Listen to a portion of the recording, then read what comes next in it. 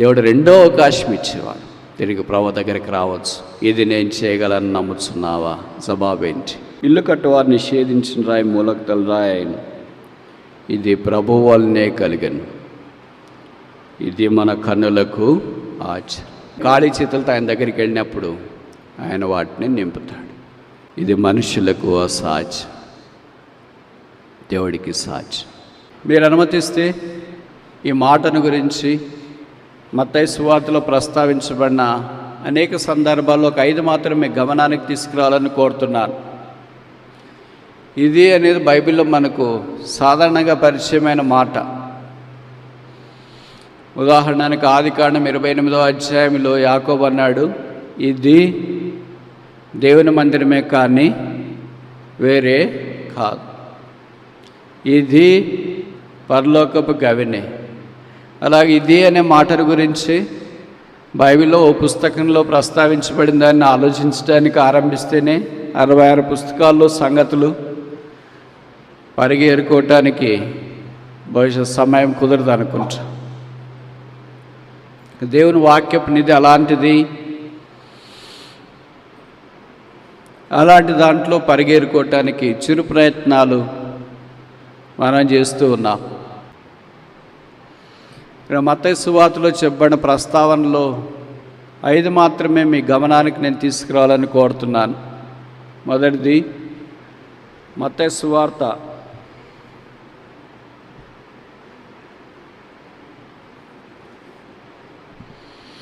9వ అధ్యాయం 28వ వచనం. Matthew chapter 9 verse 28. 9:28. మత్తయి 9:28. ఆయన ఇంట ప్రవేశించిన తర్వాత ఆ గుడ్డివారు ఆయన యొద్దకు వచ్చిరి. యేసు, నేను ఇది చేయగలనని మీరు నమ్ముతున్నారా? కనుక ఇది చేయగలనని మీరు నమ్ముతున్నారా? Do you believe that I will do this thing? This, ఇది. ఏది? మీరు ఏదైనా బ్రాకెట్లో పెట్టుకోండి. ఇక్కడ ఉన్న సంగతి మాత్రము, గుడ్డివారు స్వస్థత పొందాలని ప్రభు దగ్గరికి వచ్చినారు. కనుక కళ్ళు తెరువబడట, గురుడితనము తీసివేయబడి చూపు వచ్చుట, ఇది నేను చేయగలనని మీరు నమ్ముతున్నారా? యేసు ప్రభువారు భూమి మీద ఉన్నప్పుడు 3.5 సంవత్సరాల్లో చాలా ప్రశ్నలు శిష్యులకు సంధించినాడు, సమాజానికి సంధించినాడు, శాస్త్రులకు పరిసయ్యులకు సంధించినాడు. అలాంటి ప్రశ్నల పరంపర మనకు బాగా తెలుసు. శిష్యులతో యేసు ప్రభువు అన్నాడు, will you also go away? మీరును వెళ్ళ కోరుచున్నారా? వాట్ యు థింక్ ఆఫ్ మీ? నన్ను గురించి మీకేమి తోచుచున్నది? చివరికి యోహాను సువార్త 21వ అధ్యాయంలో లవెస్ట్ దౌ మీ? నన్ను ప్రేమించుచున్నారా? ఇలాంటి ప్రశ్నల పరంపర శిష్యులతో ప్రభువారు వేసింది మనకు పరిచయమే. ఇప్పుడు అది మన వర్తమానం కాదు. అలాగే తన దగ్గరికి వచ్చిన శాస్త్రులు పరిసయ్యులతో కూడా ప్రభువారు చాలా ప్రశ్నలు వేశారు. చివరికి పిలాతుతో కూడా ప్రభువారు ప్రశ్న వేసినాడు. కనుక సామాన్యమైన ప్రజలతో ప్రభువారు చేసిన సంభాషణ గ్రంథస్థం చేయబడింది. యేసు ప్రభు దగ్గరికి 2 గుడ్డివారు వచ్చినప్పుడు వారితో ప్రభు పలికిన మాట, నేను ఇది చేయగలను మీరు నమ్ముతున్నారా? ప్రభువారు సమస్తము చే సమర్థుడు. Mark 10:27. With God all things are possible. దేవుడికి సమస్తము సాధ్యం. గురుడితనం ఇక్కడ భౌతికమైన దాని గురించి మాట్లాడట్లేదు, కానీ ఆత్మీయమైన గురుడితనాన్ని గురించి మాట్లాడుతున్నాం. కొంతమంది ఇంకా 2 కొరింథీ 4:4 ప్రకారము లోక సంబంధమైన దేవత చేత మనోనేత్రములు గురుడితనం కలుగజేయబడి అలాగే రక్షణ పొందుకుండా పాపక్షమాపణ పొందుకుండా ఉన్నారు. వారి విశ్వాసులే, దేవుని పిల్లలే, మందిరికి వచ్చేవారే, కానీ వారి పిల్లలు లేదా పరిచయస్తులు, బంధువులు, రక్షణ సంబంధికులు ఇంకా రక్షణ పొందకుండానే ఉన్నారు. మీ తల్లిదండ్రులు మీ కొరకై ప్రార్థన చేస్తూనే ఉన్నారు, కన్నీరు గారుస్తూనే ఉన్నారు, వాళ్ళ బాధ్యతలు చూసుకుంటున్నారు. సండే క్లాస్ కావచ్చు, యూత్ మినిస్ట్రీ కావచ్చు, లీడింగ్ కావచ్చు, రెస్పాన్సిబిలిటీస్ కావచ్చు, ఏమో అన్నీ చూస్తూనే ఉన్నారు. కానీ ఇంకా పిల్లలు రక్షణ పొందలేదు. అదే వాళ్ళకి గుదిబండగా మారింది, అదే అభ్యంతరకరంగా మారింది, అదే బాధగా మారింది. ఒకవేళ జరగకూడదు జరిగితే అలాగ మా పిల్లలు ఎలాగ ఎక్కడికి వెళ్తారు? ఇంకా ఎంతకాలం మీరు రక్షణ పొందకుండా అలాగే ఉంటారు? మీకు బైబిల్ తెలుసు, సువార్త తెలుసు, ఆ కార్యక్రమాల్లో కూడా పాల్పొందుతున్నారు, ఆ కార్యక్రమాలకేం దూరంగా ఉండట్లేదు. కానీ ప్రభును హృదయంలోనికి స్వీకరించట్లేదు, రక్షణ పొందట్లేదు, పాపక్షమాపణ మారుమనసు పొందట్లేదు. యేసు ప్రభువు వారు చేయగలరని నువ్వు నమ్ముతున్నావా? నీ మనోనేత్రాలు వెలిగించగలరని నమ్ముతున్నావు, నీ పాపాలు క్షమించగలరని నమ్ముతున్నావు, నీ జీవితాన్ని మార్చగలరని నమ్ముతున్నావు, చెప్పన శక్యను మహిమయుక్తమైన సంతోషం నీకు ప్రసాదించగలరని నమ్ముతున్నావా? నీ పేరు గొర్రెపిల్ల జీవ గ్రంథంలో రాయగలరని నమ్ముతున్నావు, నిన్ను పరలోక రాజ్య వారసుడిగా చేయగలరని నమ్ముతున్నావు, ఇదంతా ఉచితమని నమ్ముతున్నావా? ఇంకెంతకాలం అలాగే ఉంటావు? స్వంత నీతిని బట్టి బహుశా నువ్వు రక్షణ పొందుతున్నానని తలంచవచ్చు. మా అమ్మగారు నాన్నగారు మంచోళ్ళే కదా, మందిరానికి వస్తారు కదా, రెస్పాన్సిబుల్ బ్రదర్స్ కదా, సండే క్లాస్ టీచర్స్ కదా, బల్లో పాల్పొందుతున్నారు కదా, పరిచయం చేస్తున్నారు కదా, నేను కూడా బాగానే ఉన్నాను కదా, సండే క్లాస్కి వస్తున్నా, యూబీఎస్కి వస్తున్నా, కిరీటం పెట్టుకుంటున్నా, పాటలు పాడుతున్నా, వాక్యం చెప్తున్నా, అన్ని విషయాల్లో సాయం చేయిస్తున్నాను కదా అనే భక్తి ముసుగులో నిన్నువే మోసపరచుకోవద్దు. భక్తి ఈజ్ డిఫరెంట్ ఫ్రమ్ రక్షణ. కనుక రక్షణ పొందిన తర్వాత జీవితం మార్చబడుతుంది. భక్తి అనేది ఏం చేస్తుందంటే ఇట్స్ అవుట్వర్డ్ పైచి, బయటికి బాగున్నారు, మంచి మాటలు మాట్లాడుతున్నారు, చక్కటి ప్రవర్తన, చక్కగా ఇతరులతో ప్రవర్తిస్తున్నారు అనేది. మనకంటే భక్తి కలిగిన వాళ్ళు లోకంలో చాలామంది ఉన్నారు. But what is difference between a Christian and a non Christian? We so pious, more pious than a Christian. A Christian has the internal life flowing from inside to outside. ఒక క్రైస్తవుడు అంటే అంతరంగంలో నుండి దేవుని యొక్క ఆత్మ బయటికి ప్రవహిస్తుంది, నిత్య జీవం ప్రవహిస్తుంది, దైవాత్మ ప్రవహిస్తుంది, దైవ సాన్నిధ్యం ప్రవహిస్తుంది. అయితే క్రీస్తుని ఎరగని వ్యక్తులు బయటికంతా చక్కగా ఉన్నారు. They are so godly, so pious, so good, so righteous. శరీరాన్ని పైనుండి కింద దాకా నలుగొట్టుకోవడంలో వారిని మించిన వాళ్ళు ఎవరుంటారు ఇంకా? అయితే బయట ప్రవహిస్తుంది కానీ అంతరంగంలో లేదు. 51వ కీర్తనలో కీర్తనకాడ దావీదు అన్నాడు, thou desirest truth in the innermost. నీవు అంతరంగంలో సత్యము కోరుచున్నావు. బయటికి కనిపించేది కాదు దేవుడికి కావాల్సింది. ఏం కళ్ళతో చూస్తున్నా, ఏం మాట్లాడుతున్నా, ఏం వస్తున్నా, ఏం చేస్తున్నా, what is down there in the core of the heart of a human being is the very purpose and the need of God.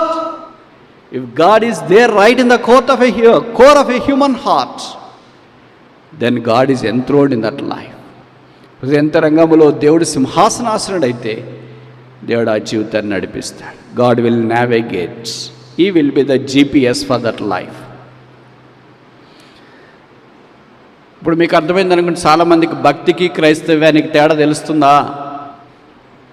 క్రైస్తవ్యం కంటే భక్తి కలిగిన వాళ్ళు చాలామంది ఉన్నారు. అందుకని కొన్నిసార్లు అంటారు కదా, మన వాళ్ళకంటే బయట వాళ్ళే చాలా మంచిది మేలండి అని. That's true. చాలా సందర్భాలు అది వాస్తవం కూడా. అయితే ఏమంటే there is a absence of life flowing from inside to outside. But here who is cleansed by the blood of Jesus Christ, there is a flow of divine life, eternal life, abundant life from inside to outside. యేసు ప్రభు యందు విశ్వాసం ఉంచిన వారు, ఆయన రక్తం ద్వారా కడగబడిన వారు, శుద్ధీకరించబడిన వారు, ఆయనతో పాటు సంబంధం బాంధవ్యం కలిగిన వారు, ఆ ద్రాక్షలతో అంటకట్టబడిన తీగల్లోనికి దైవాత్మ ప్రసరిస్తుంది, దైవ సాన్నిధ్యం ప్రసరిస్తుంది, దేవుని సారం ప్రసరిస్తుంది, దేవుని యొక్క జీవము ప్రసరిస్తుంది. అందుకే వారు జీవము కలిగిన వారుగా మార్చబడ్డారు. యోహాను 5లో చెప్పబడింది, నా మాట విన్నాను, పంపిన వాని యందు విశ్వాసం ఉంచి ప్రతివాడు నశింపక నిత్యము గలవాడు, వారి తీర్పులో నుండి మరణములో నుండి జీవములోనికి దాటి ఉన్నాడు. మిగతా బయట కనిపించే భక్తి అంతా నేను మరణంలో నుండి జీవంలోనికి దాటింపలేదు. ఒక్క ప్రభు మాత్రమే దాటింపగలడు. ఇది ప్రభు చేయగలని నువ్వు నమ్ముతున్నావా? ఇది చేయటానికి ఆయన శిలువ మీదకి వెళ్ళి రక్తము కార్చి చనిపోయి సమాధి చేయబడి తిరిగి 3వ దినాన లేచి పరలోక స్థలములో ఆశ్రయుడైనాడు. ప్రభు అయిన యేసునందు విశ్వాసం ఉంచము, అప్పుడు నీవు నీ ఇంటి వారిని రక్షణ పొందుదురు. ఎంతకాలం ఇంకా యేసుని అంగీకరించకుండా వాయిదా వేస్తూనే ఉంటాం. దీన్ని బట్టి ఏమర్థమవుతుందంటే, nothing of this world would alter the heart of a man. ఈ లోకంలో జరిగే యుద్ధాలు కానీ, కరువులు కానీ, కాటకాలు కానీ, తెగుళ్ళు కానీ, నష్టం కానీ, ప్రమాదం కానీ మనుషుని హృదయ జీవితాన్ని మార్చలేదు. ఒకే ఒక్కడు మారుస్తాడు. ఒకే ఒక్కడే జీవితాన్ని మార్చగలడు. ఆయన పేరే యేసుక్రీస్తు ప్రభు. ఆయన యందు విశ్వాసం ఉంచడం ద్వారా చెప్పనశక్యమైన మహిమాయుక్తమైన సంతోషం మానవ హృదయంలోనికి వస్తుంది. అప్పుడు రక్షించబడి దేవుని సాన్నిధ్యాన్ని అనుభవించడానికి అవకాశం. ఇది చేయగలని నమ్ముతున్నావా? This a challenge. ఇది ఒక సవాల్. రెండవది చూస్తామా? మత్తయి సువార్త 19వ అధ్యాయం 26వ వచనం. Matthew chapter 19 verse 21. మత్తయి 19:26.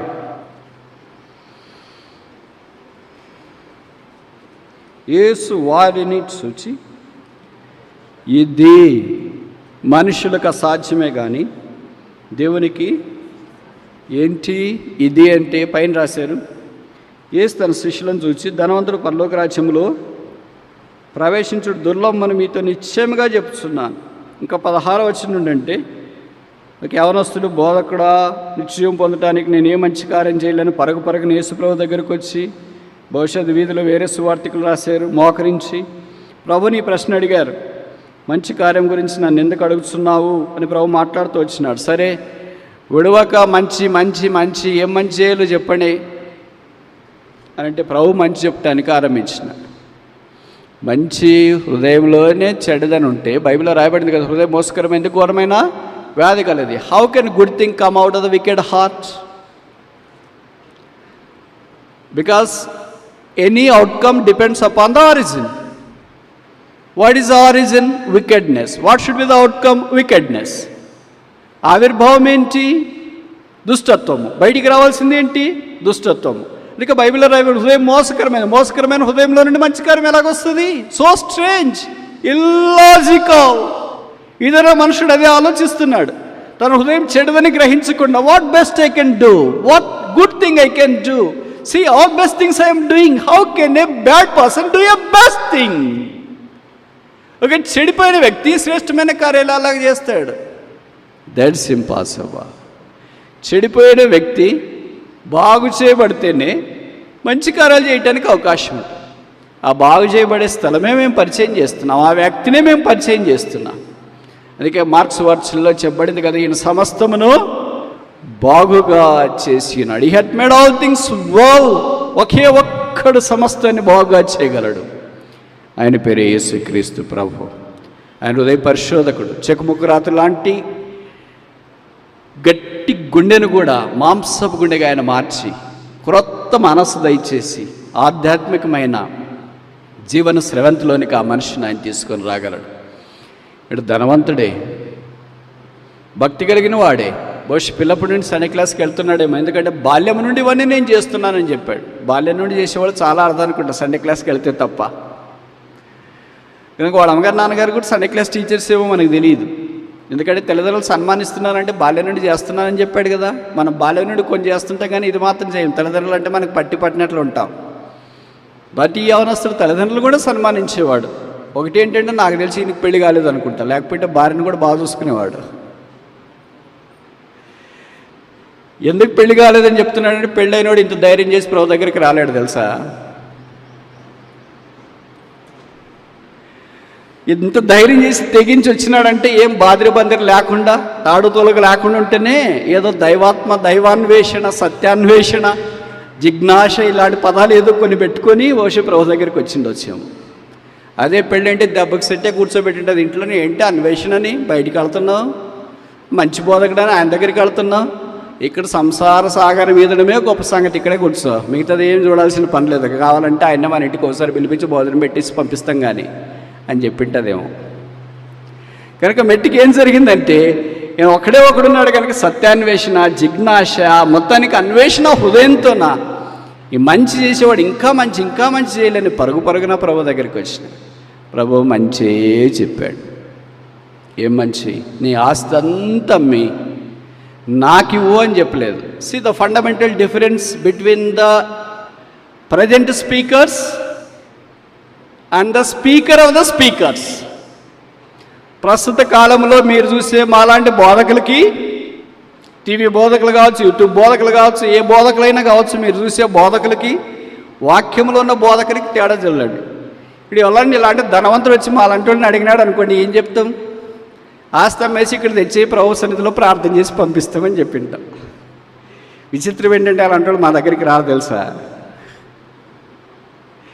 వాళ్ళు ఎవరి దగ్గర పోవాలో వాళ్ళ దగ్గరికే పోతారు కానీ మా అలాంటి వాళ్ళ దగ్గరికి రారు. It came with a right attitude, right person, right purpose, then right time, right period, right passion. ప్రభు కూడా మంచి సలహా చెప్పాడు. అమ్మి ఏం చెప్పాలి ప్రభు? నాకు ఒక ఇల్లు కట్టించి, ఒక కారు కొనిచ్చి, అప్పుడు కారు లేదు కనుక రథాలు కొనిచ్చి, నన్ను కూడా అక్కడికి సేవకు తీసుకెళ్ళి నేను కూడా సాక్షి చెప్పిస్తా, కావాలంటే నీకు అవకాశం ఇస్తా అని చెప్పింటా. నాలాంటి బోధకుడు ఏంటి అటాకే చెప్పింటా. యేసుప్రభు వారు ఎంత ఖచ్చితమైన బోధకుడు చూడండి. ఒక్క పైసాకు లొంగని వాడు 1,00,000 కోటి కూడా లొంగలేదు. అమ్మి బీదలకి ఇచ్చి ఫాలో మీ. ఎట్లా ఫాలో కావాలా? ఇచ్చి ఫాలో కావాలని వాళ్ళని చెప్తారండి బయట వాళ్ళకి ఇచ్చి. క్రైస్తవం ఎలాగ చెప్తుంది వాళ్ళకి? అమ్మేసి తీసుకొని వచ్చి నన్ను వెంబడించు, అయిపోయిన తర్వాత వెనక్కి వెళ్ళిపో. Is it not true?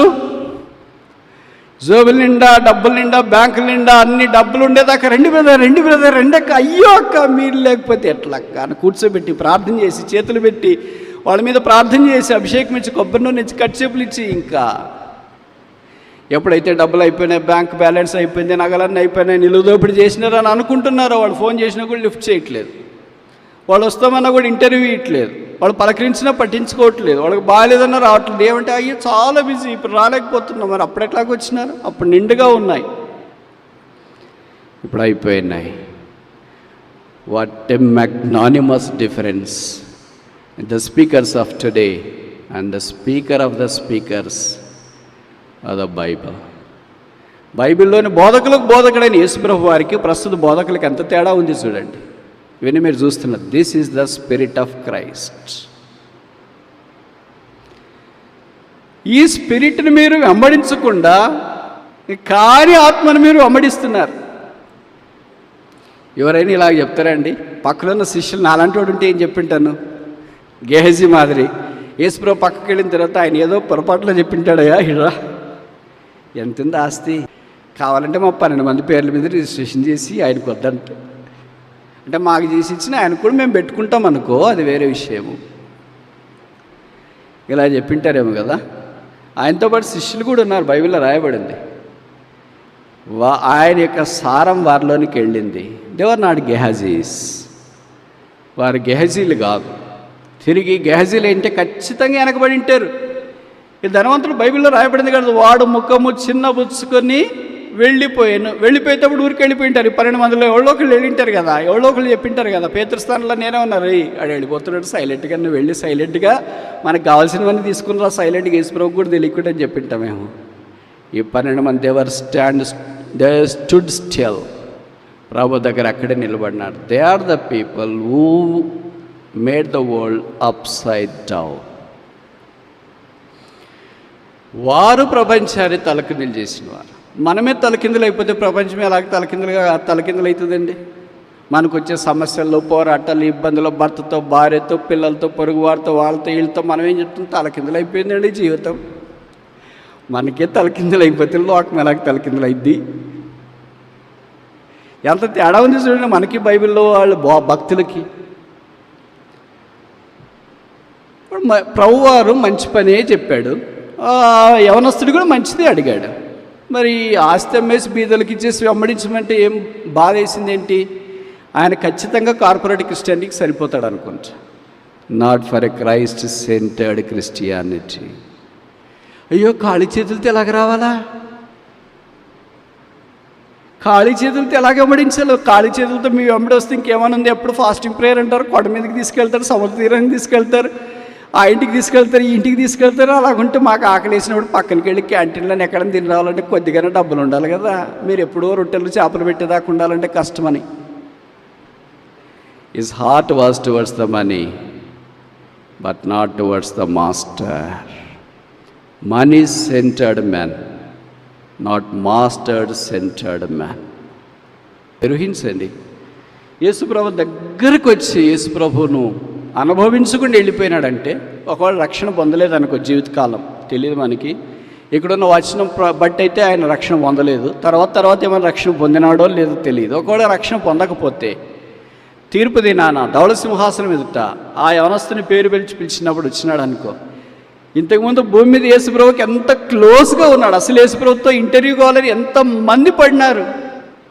బైబిల్లో మనం చూస్తాం కదా, ఆయన కిక్కిరిట్స్ ఆయన మీద పడుచుండిరని వాక్యంలో రాస్తారు. ఆయన ఇంట ఉన్నాడని తెలిసి వాకిటైనను స్థలం లేదని రాశారు. జనసమూహం ఎన్ని వేల కొలది ప్రజలు వచ్చినారే, ఆయన దగ్గరకు వచ్చి ఆయనతో మాట్లాడే అవకాశం చాలామందికి కలగలేదు. ఎంతోమంది వచ్చింటారు.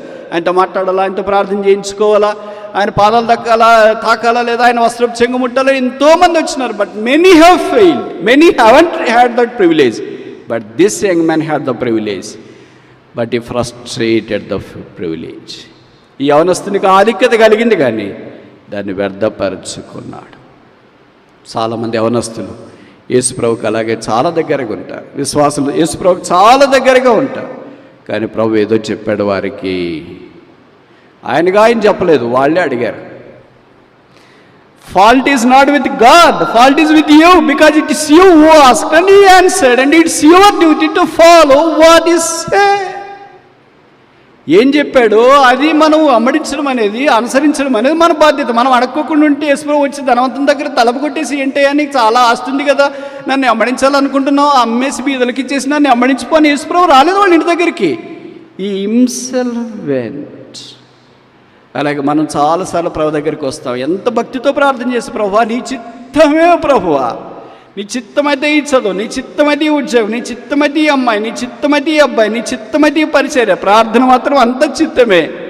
ప్రార్థన అయిపోయిన తర్వాత అంత స్వచిత్తం. అందుకని ముఖం చిన్నబుచ్చుకొని ఉన్నాం.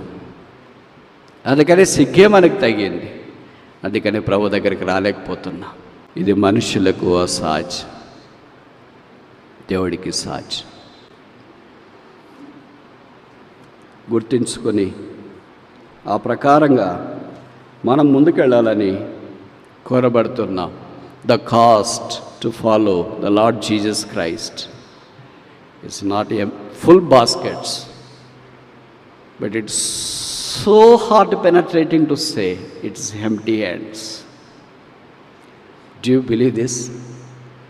The cost of following Jesus Christ is not taking వజ్రవైడ్యుల మరకత మాలిక పచ్చలు నీళ్ళలు కెంపులు వస్త్రాలు అన్నీ తీసుకుని వెంబడించేది. అయితే ఇప్పటికి తండోపదండాలకు వెంబడించుంటారు, మనకు స్థలం ఉండినది కాదేమో.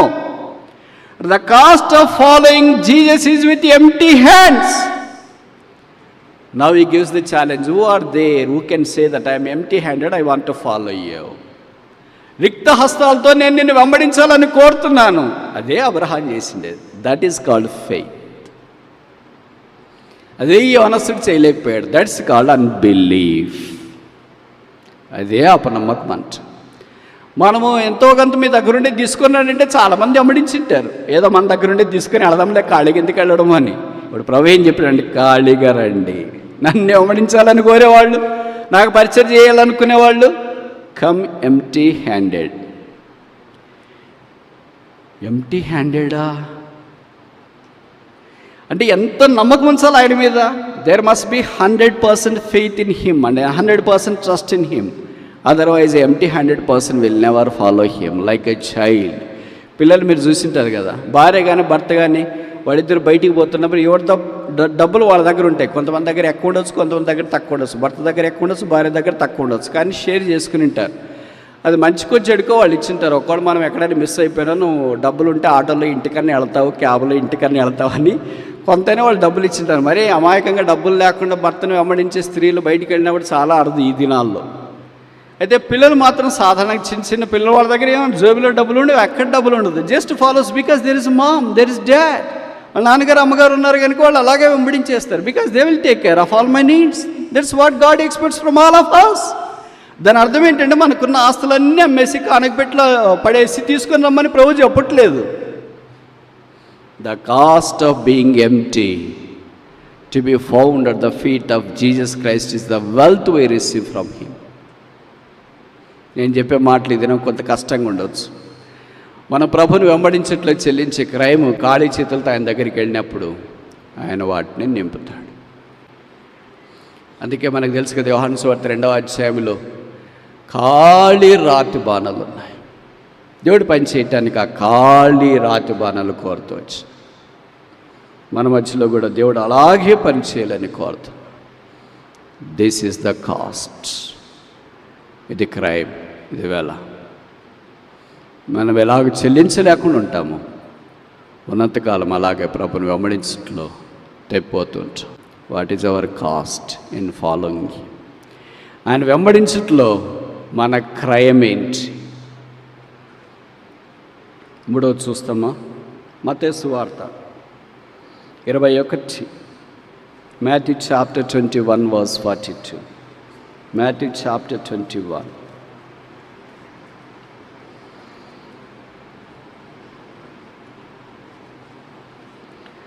మత్తయి సువార్త 21:42. మరి యేసు వారిని చూచి, ఇల్లు కట్టువారు నిషేధించిన రాయి మూలకు తల రాయి, ఇది ప్రభువు వల్లనే కలిగను, ఇది మన కన్నులకు ఇది ఇది ఇది this is a corner stone. ఇది ప్రభు వలన కలిగేది. వారి జీవితంలో ప్రభు చేసే కార్యాలు మనకు అర్థం కావు. కొన్నిసార్లు ఇది వివాహ ఆహ్వాన పత్రిక పైన మాత్రమే వేస్తుంది. This thing proceedeth out of the Lord. ఇది యెహోవా వల్ల కలిగిన కార్యం. మంచిది, వివాహమే యెహోవా వల్ల కలిగిన కార్యమైతే వివాహ తర్వాత జీవితం కూడా యెహోవా వల్ల కలిగిందే కదా. అక్కడ దాకా వచ్చి ఆగిపోతాం అనుకుంటా. ఆ తర్వాత ఇంక యెహోవా వల్ల కలిగిందే అని అనుకో.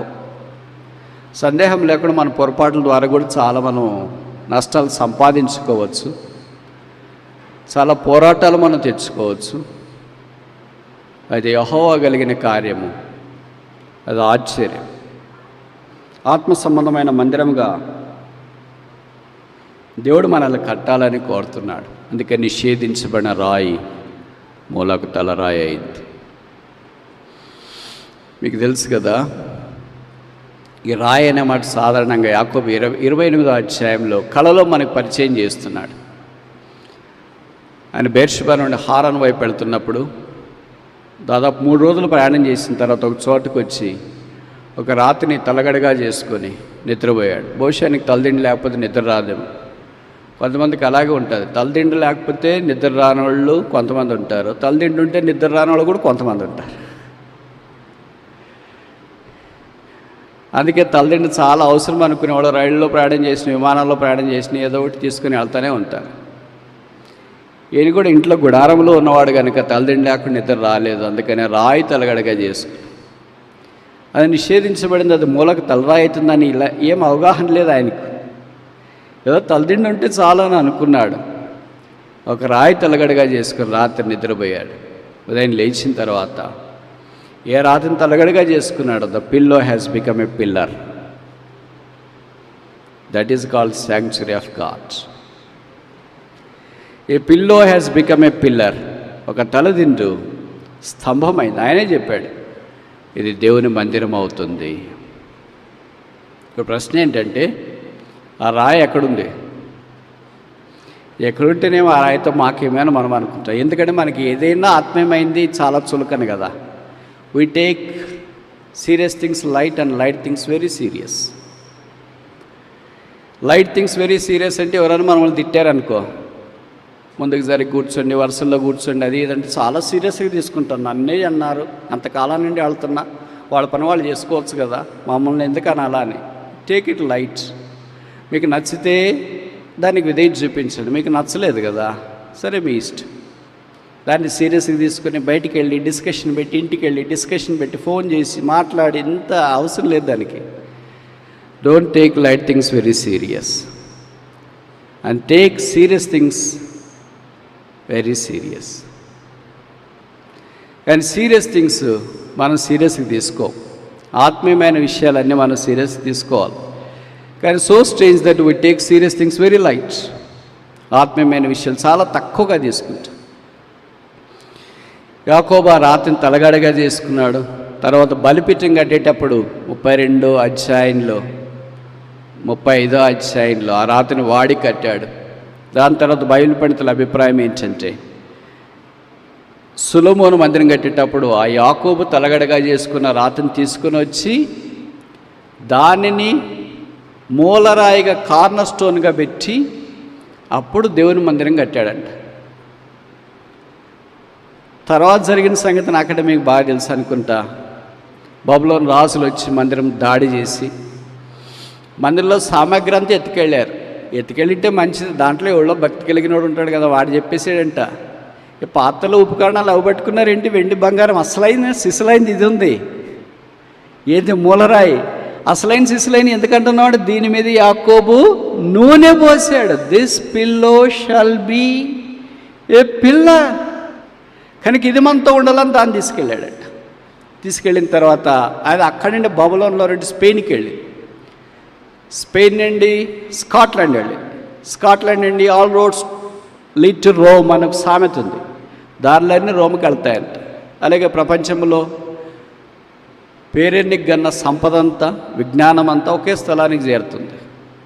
చరిత్ర తెలిసిన వాళ్ళు, గ్రూప్స్ ప్రిపేర్ అయ్యేవాళ్ళు ఎవరు లేరా? ఉంటారు కానీ చెప్పరు. ఇంగ్లాండ్. ఆ ఇంగ్లాండ్లో కూడా ఎక్కడికి వెళ్తుంది? Buckingham palace. ఏంటి దాని ప్రత్యేకత?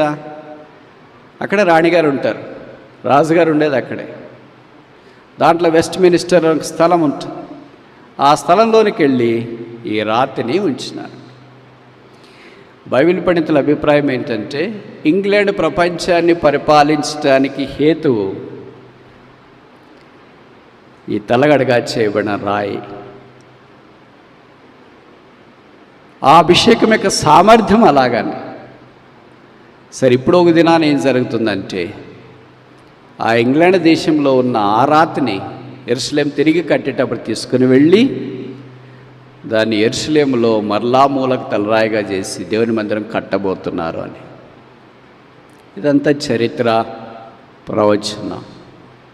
ఇప్పుడు మెట్టుకు ఆ రాయి వేసే. కనుక మనం భౌతికమైన రాయిని గురించి అంత ఆలోచించట్లేదు, కానీ ఆత్మీయమైన రాయి బండ.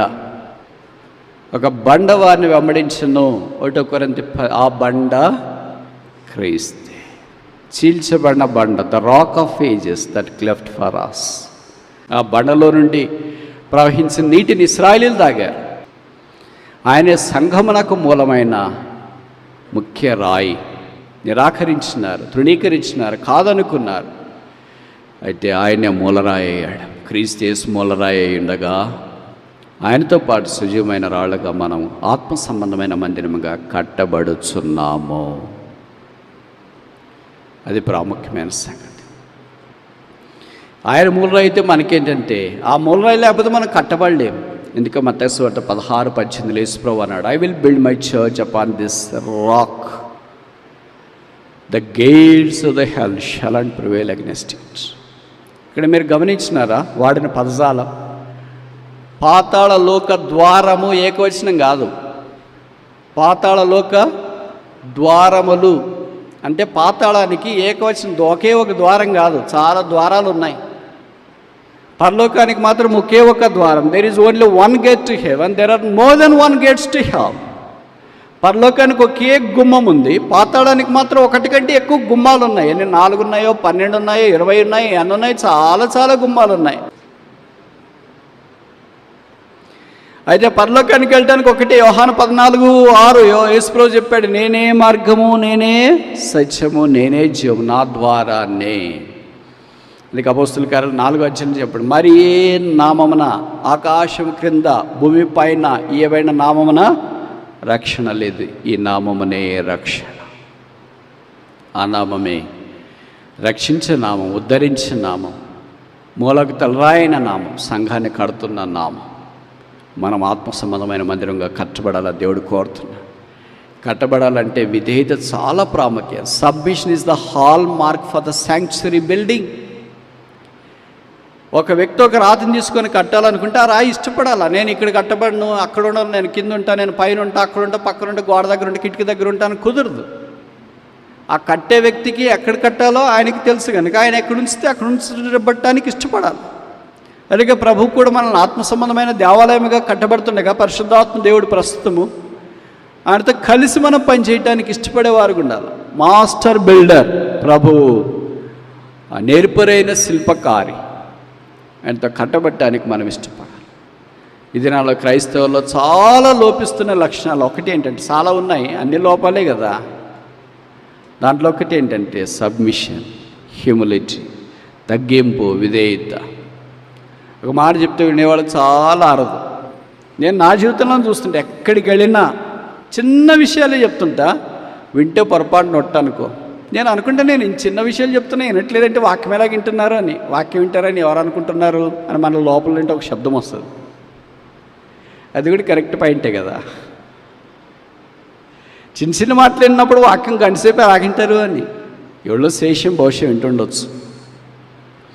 అప్పుడు గుర్తొస్తుంది, ఎంత బలహీనలుగా ఉన్నామేంటి, ఒక్క చిన్న మాట కూడా ఎవరు వినట్లేదు ఏంటి. ఇంట్లో వాళ్ళు వినరు, పక్కన వాళ్ళు వినరు, క్లాస్మేట్లు వినరు, స్టూడెంట్స్ వినరు, తర్వాత ఏంటి రీసెర్చ్ స్కాలర్స్ వినరు, మాకు పరిచయమైన వాళ్ళు వినరు, చూస్తాంలే చేస్తాంలే, అది కాదు ఇది కాదు అంటనే ఉంటారు. కానీ ఆ భక్సింగ్ గారు నేర్పింది ఎలాగెళ్ళిందో అంటే, మీకు లాజిక్గా ఏది అనిపిస్తుందో, మీకు థియాలజీగా ఏది అనిపిస్తుందో, రీజనింగ్గా ఏది అనిపిస్తుందో విధేయత చూపించినప్పుడు submission overlooks all the logic, submission overrides all the reasoning, submission helps you to stand on the ground of a blessing.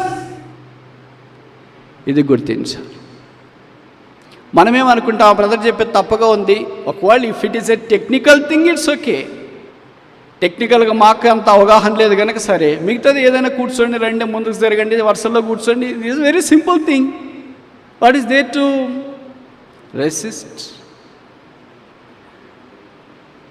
కానీ ఒక్కసారి అనిపించింది, దావీదు లాంటి వాడు మాటే ఎవరు వినలేదంటే మన మాట ఎవరు వింటారని. నేను ఇలాగ చెప్పానని మీరు కూడా వినుకోండి, మానేయద్దండి. సమూయేలు 2వ గ్రంథంలో దావీదు అంటాడు, నేను అభిషేకము కలిగిన వాడైనను బలహీనుడను. చూడండి, నా మాట చదివితే మంచిది అనుకుంటా.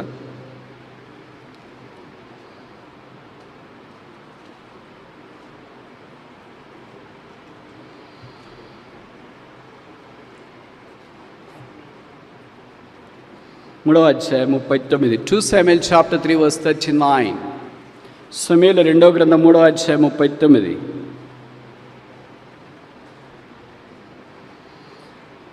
పట్టాభిషేకము నొందిన వాడనైనను నేడు నేను బలహీనుడనైతని. దావీదు లాంటివాడే ఇలాగ మాట్లాడితే మా సంగతి ఏంటి? దావీదు మాట వినలేదు, కొడుకునిలే, సిరియా కుమారులు వినలే, పక్కన వాళ్ళు వినలే, ఎవ్వడు ఆయన భార్య పొరపాటును కూడా వినట్లే.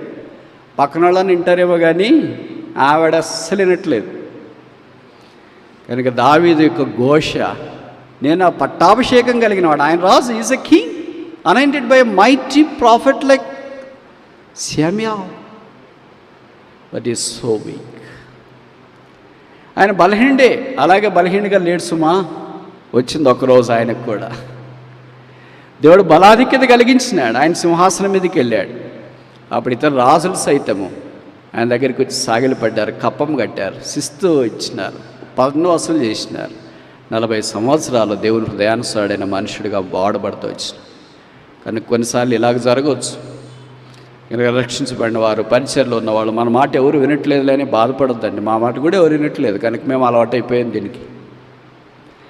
మనం జస్టిఫై చేసుకోవాలి కనుక ఈ వాక్యం గుర్తు చేసుకుంటామంట అప్పుడు. పట్టాభిషక్తుడైనను నేను బలహీనుడినే, దావీదు లాంటి ఇలాగ అన్నాడు, మన సంగతి ఏంటి ఇంకా అని.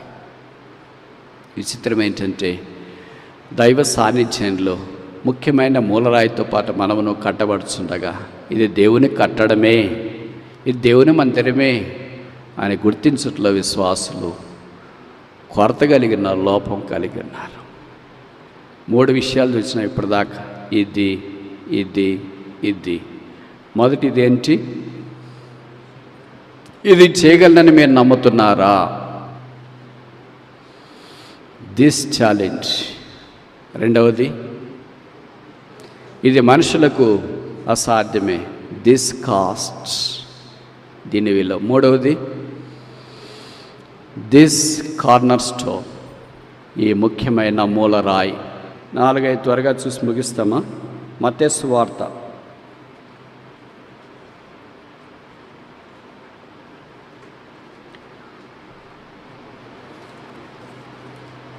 22వ అధ్యాయం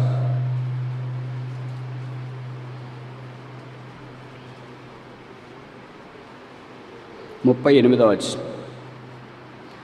Matthew chapter 22 verse 38. ఇది ముఖ్యమైనదియు మొదటిదనైనా ఏది? పైన రాశారు 37. నీ పూర్ణ హృదయంతో, నీ పూర్ణ ఆత్మతో, నీ పూర్ణ మనస్సుతో నీ దేవుడైన ప్రభువును ప్రేమింప. Love your God with all your heart, with all your soul, with all your mind. This is the first and primary commands. ఇది ముఖ్యమైన ఆజ్ఞ. దిస్ కమాండ్మెంట్, ఈ ఆజ్ఞ.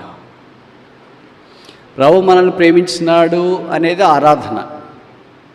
నేను ప్రభువుని ప్రేమిస్తున్నాను అనేది బల్ల. మొదటి దాంట్లో అంత ఇంత 35% మార్కులు వస్తాయేమో కానీ మనకి లిబరల్ కరెక్షన్ ఉంటే టీచర్. రెండవ దానికి వచ్చేటప్పటికి, మనం ప్రభువుని ప్రేమించే దగ్గరికి వచ్చేటప్పటికి మనమే సెల్ఫ్ ఎవాల్యుయేషన్ చేసుకున్నా కూడా నాకు తెలిసి నెగిటివ్ వస్తాయి అనుకుంటా. నెగిటివ్ మార్కులు ఉంటే, నెగిటివ్ మార్కులు మీకు తెలుసు, చాలామంది స్టూడెంట్స్కి తెలుసు కదా. తప్పు రాస్తే కరెక్ట్ రాసిన దాంట్లో మార్కులు తప్పు రాసిన దాంట్లోకి తీసేస్తున్నారు. నెగిటివ్ మార్కులు లేకుండా వాల్యుయేషన్ చేస్తే ఖచ్చితంగా ఫెయిలే అనుకుంటా, 35 రావేమో. అందుకే ప్రభు బల్ల మనకే జ్ఞాపకం చేస్తుందంటే, బల్లా talks about his love for us and I taking in the Lord's table worthily talks about my love for God. అంటే మామూలుగా మీకు తెలుసు కదా, ఎక్కడైనా ఎక్స్ప్రెషన్స్ ఉంటాయి. I love you, I too. ఒకళ్ళు ఐ లవ్ యూ అని చెప్పిన తర్వాత పక్కన వాళ్ళు ఏం చెప్పకుండా ఉన్నారు అనుకేమని అర్థం? ఏంటి నువ్వు రోబనా? ఐ లవ్ యూ చెప్తున్నాను కదా, చెప్పొచ్చు కదా. ఆయన పక్కన వాళ్ళు ఇసిగిస్తుంటారు కదా, భార్య అయినా, భర్త అయినా, పిల్లైనా, ఇరుగు పొరుగైనా, మాట్లాడే కుటుంబ సభ్యులైనా, ఎవరైనా. అంటే ప్రభు వారు అలా చెప్తున్నారు, I love you, I love you, I love you. ఆదివారం బల్లబెట్టి చెప్తున్నాడు I love you, I love you అని. మనం మాత్రం రోబోలు మాత్రం వచ్చేసి చేతులు ఎత్తేస్తున్నాం, బల్లలో పాల్పొందుతున్నాం. Okay, love you, thank you అని కూడా చెప్పలేకపోతున్నాం. ఓకే, ఐ లవ్ యూ అని ప్రభు చెప్పేసి, okay thank you so much for loving me.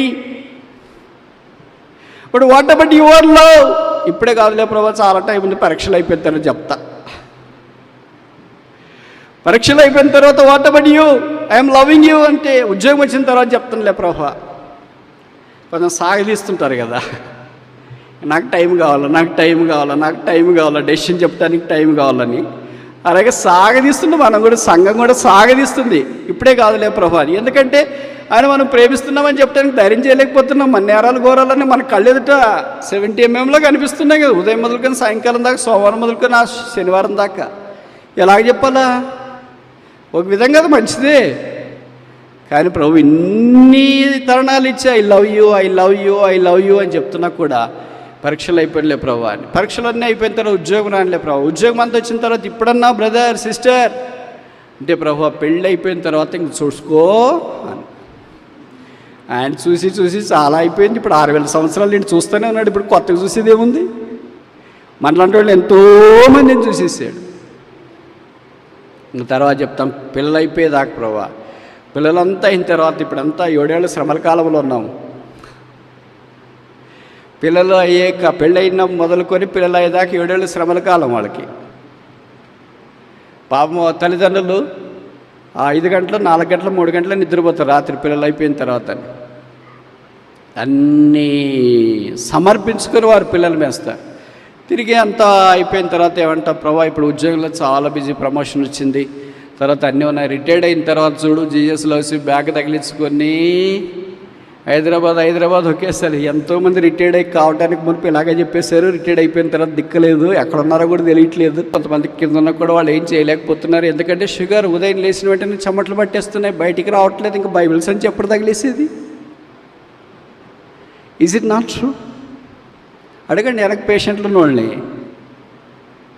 It is true. వాళ్ళు లేచిన మొదలుకొని ఉదయం నుండి ఆలోచిస్తున్నారు, అయ్యో ఏం తాగల, సిరాజ్ తాగల, ఓట్సా, రాగిజావ తాగల, ఏందో తాగిన వెంటనే మళ్ళీ చెమటలు పట్టేస్తున్నాం, మళ్ళీ తిరిగిన వెంటనే చెమటలు. ఇంకెప్పుడు బైబిల్ సంచి తగిలేసేది ఎప్పుడు? బయటికి వెళ్ళేది ఎప్పుడు? సువార్త తీసేది ఎప్పుడు? చదువుకునేటప్పుడు ఏం చెప్పావు? చదువు అంతా అయిపోయిన తర్వాత అన్నావు. చదువు అంతా అయిపోయిన తర్వాత ఏం చెప్పావు? ఉద్యోగం వచ్చిన తర్వాత అన్నావు. ఉద్యోగం వచ్చిన తర్వాత ఏం చెప్పావు? పెళ్ళైన తర్వాత అన్నావు. పెళ్ళైన తర్వాత ఏం చెప్పావు? పిల్లలైన తర్వాత అన్నావు. పిల్లలైన తర్వాత ఏం చెప్పావు? సెటిల్ అయిన తర్వాత అన్నావు. సెటిల్ అయిన తర్వాత ఏం చెప్పావు? ఉద్యోగంలో బిజీగా ఉన్నా. రిటైర్డ్ అయిన తర్వాత, ఇప్పుడు రిటైర్డ్ అయిన తర్వాత ఏం చెప్తున్నా? చేయాలని చాలా ఆశ ఉంది ప్రభా, కానీ షుగర్ బీపీ తలకిందులు అయిపోతుంది. సరే ప్రభు అంటాడు, ఎలాగో నువ్వు చేయట్లేదు కదా, పైకి వచ్చేసేయి. అప్పుడు భార్య, పిల్లలు, ఇరుగు పొరుగు సాక్ష్యం. మా నాన్నగారు ఎంతో సేవ చేయాలనుకున్నారు, మా అమ్మగారు ఎంతో సేవ చేయాలనుకున్నారు. రిటైర్డ్ అయిపోయిన తర్వాత బైబిల్ సెన్స్ తగిలేసుకొని తిరిగేసి అంతా సేవ చేయాలనుకున్నారు, కానీ త్వరగా అర్ధంతానంగా వెళ్ళిపోయేశారు. ఆ సేవ మేము కొనసాగించడం మా కొరకు. ఇవన్నీ విని విని విని విని దేవుడికి 6,000 సంవత్సరాల నుండి కామన్ అయిపోయింది. కానీ ఆయన ఎంత మంచివాడంటే ఇంకా మనం చెప్పేవారు నమ్మతానే ఉన్నాడు. మామూలు మనం ఎవరైనా మనుషులు 3 సార్లకే నమ్ముతాం. ఒకసారి తప్ప చెప్పారనుకో, రెండోసారి అవకాశం ఇస్తాం. అప్పుడు కూడా తప్ప చెప్పారనుకో, మూడోసారి అవకాశం. తర్వాత ఇంకా తప్ప చెప్పారనుకో, వీళ్ళు ఎప్పుడు అలాగే చెప్తారు కదా, ఇంకా మాటలు చెప్తారు కానీ యాక్షన్ ఏమి ఉండదు అని అంట. కానీ దేవుడు మనకి ఎన్నో అవకాశాలు ఇచ్చినాడు. ఎప్పుడైనా కనీసం ఐ లవ్ యూ అని ప్రభు చెప్తుంటే, మీ ట్రూ, నేను కూడా ప్రేమిస్తున్నాను. అందుకే ప్రభు పేతుని ప్రశ్న అడిగినాడు, లవ్ ఇస్తావు మీ, నన్ను ప్రేమిస్తున్నావా? పేతురు చెప్పిన జవాబు ఏంటి? నీకే తెలుసు ప్రభు. ఎవరైనా మన కొరకు వచ్చిన సాయం చేస్తే, ఇప్పుడు భోజనం పెడితే మనం థ్యాంక్స్ చెప్తాం, మర్చిపోలేం. ఎవరైనా మనల్ని అక్కడ దాకా డ్రాప్ ఇస్తే లేదా పికప్ చేసుకుంటే థ్యాంక్స్ చెప్తాం. ఎవరైనా మనకు ఏదైనా సహాయం చేస్తే, బస్సులో వెళ్తున్నప్పుడు సీట్ ఇస్తే మనకు సీట్ లేకపోతే కూర్చోటానికి ఎంతో థ్యాంక్స్ చెప్తాం. ప్రాణం ఇచ్చి మన ఎదుట శరీరాన్ని, రక్తాన్ని సిద్ధపరిచిన ప్రభువును ఇంకా మనసారా జీవితాంతము స్తుతించిన రుణస్థులమని ఎరిగి మనల్ని మనమే ప్రతిష్ఠించుకున్నట్ట అవసరం. పాత నిబంధనలో ఇంతమంది ఉన్నామనుకో, ఎవరి పాపానికి వాళ్ళకి జంతువు తీసుకురావాల. మేము మాదిరి ధనవంతులైతే గొర్రెలు, ఎద్దులు, దూడలు ఇవన్నీ తీసుకొని వస్తారు. పేదలైతే పావురాలు లాంటివి తీసుకొని వస్తారు. ఇంతమంది వచ్చినారు, 200 మంది వచ్చింటారు. 200 మంది ఎద్దులు తెస్తే బయట ఏం కావాలా? 200 మంది గొర్రెలు తెస్తే ఏం కావాలి? 200 మంది పావురాలు తెస్తే ఏం కావాలి? అవన్నీ వధించాలా? వాటి రక్తమంతా కారాలి. అదంతా పాత నిబంధన. ఇప్పుడు కొత్త నిబంధనకు వచ్చిన తర్వాత, this is my blood, a testament given for you, and that is New Testament. ఎంతమంది పాపాల కొరకు పరిహారం? ఒకే ఒక్కసారి నిలిచిండే బలి. పూటికి అర్పించవలసిన అవసరం లేకుండా సదాకాలం నిలిచిండే బలి, అదే దేవుని గొర్రెపిల్లని యేసుక్రీస్తు అనే బలి. ఆ బలి ద్వారా మానవుడి కోటికైన మనకు క్షమాపణ ప్రసాదించు. This is a new testament. మత్తయి సువార్త నుండి ప్రకటన గ్రంథం దాకా న్యూ టెస్టిమెంట్ అంటే అది బైబిల్. అర్థమవుతుందా? యేసు ప్రభు రక్త నిబంధన, దట్స్ న్యూ టెస్టిమెంట్. దాంట్లోని ప్రభు మనల్ని తీసుకొని వచ్చినాడు. ఆహా, దేవుని బుద్ధి జ్ఞాన బాహుళ్యములు ఎంత దొడ్డవి. పాత నిబంధనలోనే మనం ఉంటే ఎన్ని బలులు తీసుకురావాలా, ఎన్ని జంతువులు అర్పించాలా, ఎంత రక్తం ప్రవహింప చేయాలా, ఎంత శుద్ధి అవసరమై ఉండాలా. నిబంధన 5 విషయాలు చూసిన. మొదటిది ఏంటి? This a challenge. రెండవది ఏంటి? దిస్ ఎ కాస్ట్, విలువ. మూడవది ఏంటి? దిస్. మూడవది ఏంటి?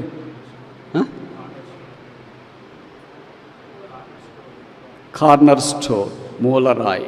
నాలుగవది దిస్.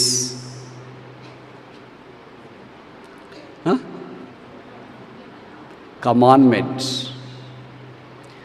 5వది ఆఖరిది దిస్ కవెనెంట్స్, నిబంధన. ఇప్పుడు ముగించుకునే ప్రశ్న ఏంటంటే, ఈ 5 దిశల్లో 5 ఇదుల్లో ఏ దగ్గర ఉన్నా? మొదటిదా, రెండవదా, మూడవదా, నాలుగవదా, 5వదా? కరెక్ట్ చెప్పమంటే చెప్పనా? ఆదివారం 5వది, సోమవారము మొదటిది.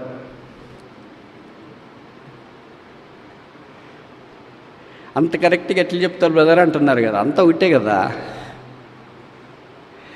ఆదివారం మాత్రం 5వ దాంట్లోకి వస్తున్నాం, ప్రభువా నీ నిబంధన. సోమవారం అంటే ఇంకా అక్కడక్కడ ఇది నువ్వు చేయగలను, ఇది నేను చేయగలను నమ్ముతున్నావు అంటే కొద్దిగా నమ్ముతున్నా ప్రభు, కొద్దిగా నమ్మట్లేకపోతున్నాను.